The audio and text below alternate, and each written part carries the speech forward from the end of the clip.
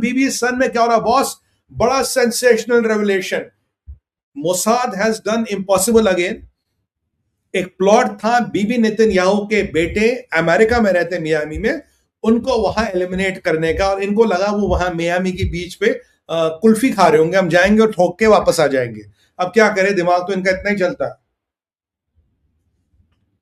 Netanyahu का बेटा America में अगर रहता तो भाइयों, he will be in the complete protection of CIA safe house में रहता होगा, maybe is protected by American elite group, commandos, Delta, however, क्योंकि वो खुलेआम में अमेरिका में नहीं घूमेगा। अमेरिका में अगर आपके पास पैसे हो या रिच, आपको वैसी जान को खतरा है, आप वैसे प्राइवेट सिक्योरिटी रखते हो, तो नेतन्याहू का बेटा तो वहां जाके बीच में नहीं घूमेगा ना, तो उसको वहां रखा गया because he is much safer there.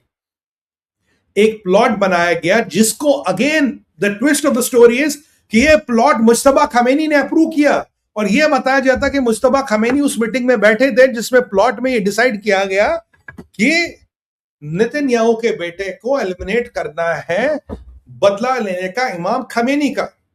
Kurd force को ये काम दिया गया, इस्माइल कानी को, which I doubt Qaani again, I believe he works for Mossad, मेरे को ऐसा लगता कानी मोसाड के लिए काम करता। उसको प्लॉट दिया गया, उसको कहा गया कि तू एक हिट टीम बना।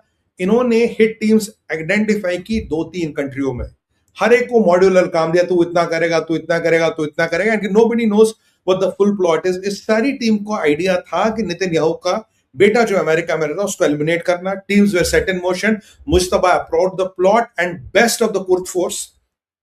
अब इन्होंने उसके लिए what you call this Mexican drug lord से का संपर्क किया। किससे किया? They kind of approach a lot of people and a lot of people came to help them, and the most elite teams were formed to eliminate the son of Benjamin Netanyahu in America.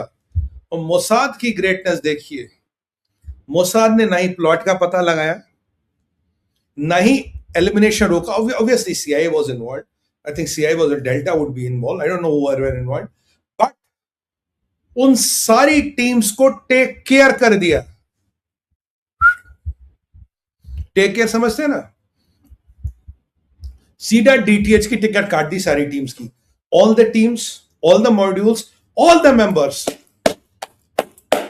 मैंने आपको पहले भी कहा कि Mossad का protection का और सिनबिट के प्रोटेक्शन का स्टाइल टोटली डिफरेंट है। They don't wait for the threat to come and hit you, they will make teams, they will go to the country, they will go to the land, wherever the threat is, they will eliminate them each and every one by one. ऐसा रॉ ऐसे operation नहीं करती, बिल्कुल raw भी ऐसे operation करती है। रॉ ने बहुत ऑपरेशन किए, but 99% of them are classified.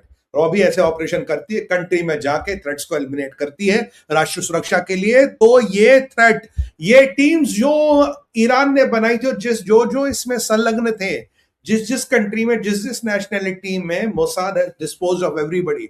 हर एक का काम तमाम करके उसको निरस्त कर दिया गया भाइयों। एवरीबॉडी इज ओवर, नेतन्याहू का son is hale and hearty and safe. ये बताता आपको मोसाद की रीच क्या है, और ये आपको बताता राष्ट्रीय सुरक्षा कैसे करनी चाहिए। Don't wait for the threat to come. ये अमेरिकन की सुरक्षा का पैटर्न नहीं है, रशिया की सुरक्षा का पैटर्न नहीं है, इवन भारत की सुरक्षा का पैटर्न नहीं है।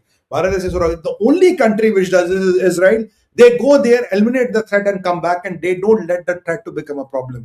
नेतन्याहू के बेटे पर जो प्लॉट था वो किया गया। तो अब सोचिए प्रॉब्लम क्या है।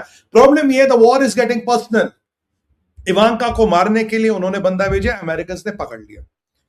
ट्रंप को असैसिनेशन का प्लॉट था, और ट्रंप लिटरली, मैं आपको कह रहा हूं, ट्रंप लिटरली मैं आपको कह रहा हूं, तुर्किया में बाल बचा।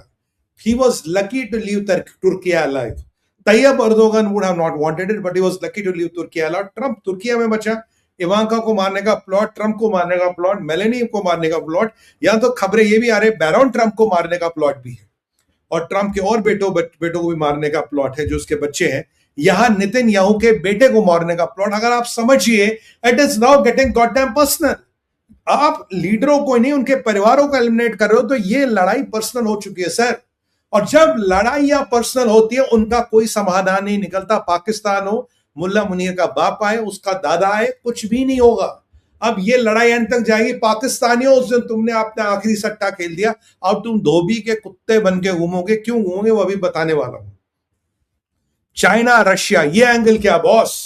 ये एंगल बड़ा सेंसेशनल है। देखिए, मैं आपको हमेशा कहता हूं, चाइना पे भरोसा नहीं कर सकते। चाइना में इतना आंधी तूफान है। मैंने भी सुबह पी गुरुस पे प्रोग्राम किया था।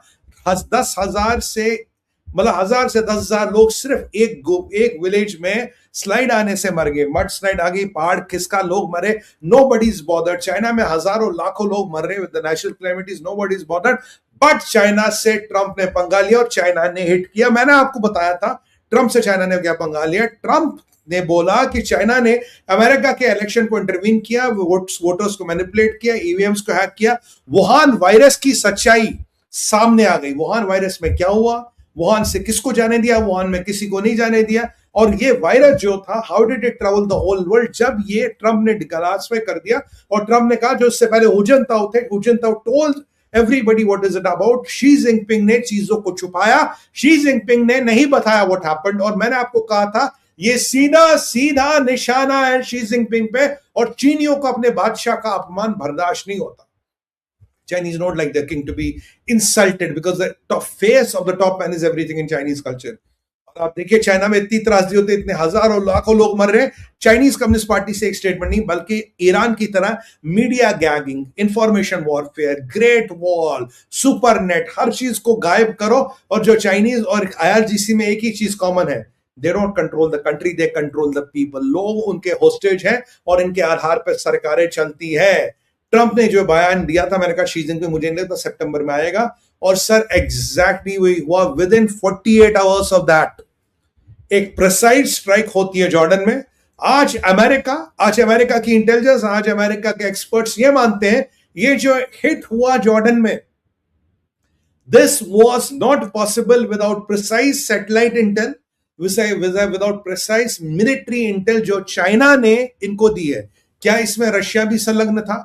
क्योंकि रशिया का भी एक आपको एंगल बताऊंगा भी, क्योंकि जो चाइना ने इंटेल दी थी उस इंटेल के बिना ये अटैक पॉसिबल ही नहीं था। कि अमेरिका के ट्रूप्स किस बेस में, कहां है, बेस में कौन सी जगह है, कौन से स्पॉट पे, अभी एग्जैक्टली कहां है, इस लेवल की थर्मल इमेजिंग, इस लेवल की थर्मल सेंसिंग ईरान के पास तो है ही नहीं। ईरान के पास तो सैटेलाइट नहीं है। And this kind of military intelligence and intel was given to them by China. और ये ट्रंप को एक मैसेज भेजना था, आपने हमसे पंगा लिया, लो हमने आपके लोग मारे, we have killed maximum of your people. ये चाइना ने किया, और America is fuming on China. और ये जो China America relation all time low है। आप जानते हो कि चाइना नहीं चाहता ये युद्ध रुके, चाइना नहीं चाहता कि ये युद्ध रुके, यानी ईरान इजराइल अमेरिका और रशिया यूक्रेन भी ना रुके। क्यों? अगर ये युद्ध रुक गया तो अमेरिका आता ताई, America will become the strong man of middle east, जो नहीं चाहता। रशिया यूक्रेन रुके, वो नहीं चाहता, वो सारा अमेरिका को स्ट्रेंथन करेगा। और नेक्स्ट जियोपॉलिटिकल थिएटर बॉस खुलने वाला straight of Taiwan and Japan. अगर ये दो युद्ध रुकते, जब भी रुकते, the next geopolitical theatre will be straight of Taiwan and Japan. ये मुझसे लिखवा के रखिएगा। And China doesn't want that.